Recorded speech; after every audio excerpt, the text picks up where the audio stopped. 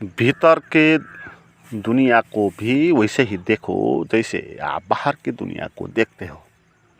बड़ा अद्भुत सूत्र है। भीतर की दुनिया को भी वैसे ही देखना है जैसे हम बाहर को दुनिया को देखते हैं। हम बाहर की दुनिया में देखते हैं एक आदमी है और कुछ उसके बारे में सोचते हैं, हाँ ये आदमी है, ऐसे हो सकता है, ऐसे हो सकता है, और आप उसके बारे में ज़्यादा सोचना बंद कर देते हैं और हो गया, और उससे आप असंबंधित हो सकते हैं, दूर जा सकते हैं। तो ऐसे ही भीतर की दुनिया को भी देखना है। जैसे आपके भीतर की दुनिया में एक है फियर, डर। तो जब डर आपको हो और नहीं हो तो आपके भीतर डर तो है, उसको जगाना है। आपको किसी डरावनी स्थिति में बैठना है। आपको ऐसा कल्पना करना है कि जैसे आपको डर हो, जहाँ पर आपको डर हो, जैसे आप एकांत में या अंधकार में वह आँख बंद करके कल्पना करके आप अपने भीतर को डर को जगा सकते हो। तो डर को जगाना है और भीतर से जितना भी डर हो सकता है उसको सामने लाना है। और वो भी एक हो गया अनुभव का बिंदु। जैसे वो पहले एक आदमी था, तो अब इस डर को भी इसी तरह देखना है कि जैसे हमने बाहर के किसी आदमी को देखा था। हमने कुछ सोचा था, हाँ ये आदमी है, ऐसे हो सकता है, ऐसा हो सकता है, ये हो सकता है, उसके बारे में वो हो सकता है, और कुछ सोचा था, ठीक है, क्योंकि वो था और हम दिखाई दिया था, तो स्वाभाविक है कि उसके बारे में विचार चले। मगर इसका कारण ये नहीं कि उसके बारे में विचार चले तो मैं भी वही हो जाऊं। हो सकता है आपने एक पागल को देख लिया तो आपने उसके बारे में सोचा, हाँ ये पागल है, ऐसा कर सकता है, ऐसा कर सकता है, ये वो आपने सोचा उसके बारे में। तो इसका अर्थ ये नहीं कि आपको भी अब पागलपन भोगना पड़ेगा, है ना। ऐसा नहीं है। आपने देखा तो आपका कोई दोष है नहीं इसमें, वो आपके अंदर घुस नहीं सकता, है। जैसे आपने सांप देख लिया तो आप घबरा गए, ठीक है, मगर इसका अर्थ ये नहीं कि वो सांप आपके भीतर अंदर घुसेगा और आपको भी पीड़ित होना होगा। ऐसा नहीं है, क्योंकि हम दृष्टा है ना, और वो हमसे भिन्न है। तो बाहर की दुनिया को हम इस तरह लेते हैं। लोगों को संबंध विच्छेद तक हो जाता है, डिवोर्स, जिसमें पति और पत्नी जो इतने नज़दीक थे, मिले हुए थे, चिपके हुए थे बहुत सालों से, तो वो ऐसी घड़ी आ जाती कि वो डिवोर्स करना चाहते हैं और वो दूर रहना चाहते हैं उससे, है ना। हाँ, बाहर इतना अपना था, अपनी पत्नी ही थी, प्रेमिका ही थी, बेटा ही था, जितने नज़दीक के रिलेशन हो सकते हैं उतने नज़दीक के थे, मगर फिर भी वो उतना सत्य था नहीं कि वही हम हो जाएं। हम कुछ और भी हैं, वो लव ही नहीं, वो भाव ही नहीं। हाँ, उसके लिए कुछ भाव उठे थे और वो भावों ने हमको पकड़ लिया था, हम उनसे शादी कर लिए थे, ठीक है। और इसका अर्थ ये नहीं कि लड़के झगड़ के उसी के साथ आपको रहना होगा और वो जैसी है उसी तरह को आपको भी होना होगा, वह आप जैसे है उसी तरह उसको भी होना पड़ेगा, ऐसा बाध्यता है नहीं। तो इसलिए लोग बाहर की दुनिया में दूर जा सकते हैं और इतनी निकट चीज़ों के बारे में भी वो अलग होना चाहते हैं। तो ऐसे भीतर के जगत में भी हम अलग हो सकते हैं और यही करना है। भीतर के जगत को भी उसी तरह लेना है। जैसे मैंने कहा कि आपको भीतर जो फियर है वो पैदा हो गया, तो आप उसको देखो, अनुभव करो, उसमें घबराओ, कोई बात नहीं है, मगर वही मत हो जाओ। आपको भय ही नहीं होना पड़ेगा। आपने भय को देखा, है ना, जैसे आपने पागल को देखा, अब आपको भी पागल नहीं होना पड़ेगा।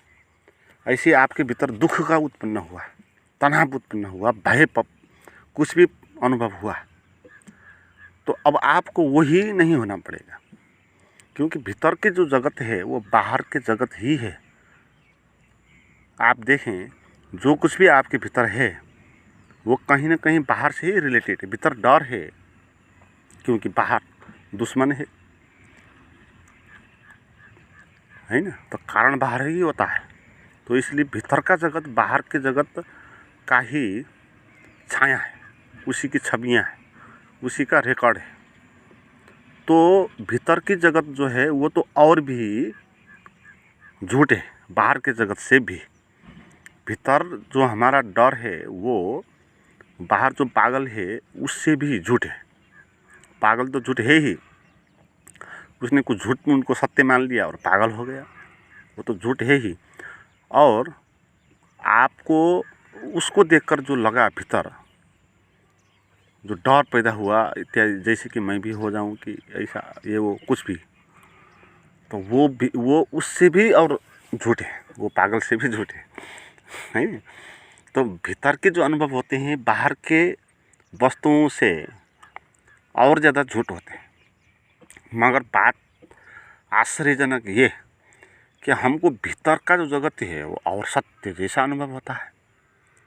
हम बाहर के सांप से नहीं डरते जितना, उतना हम अपने भीतर के सांप से डरते।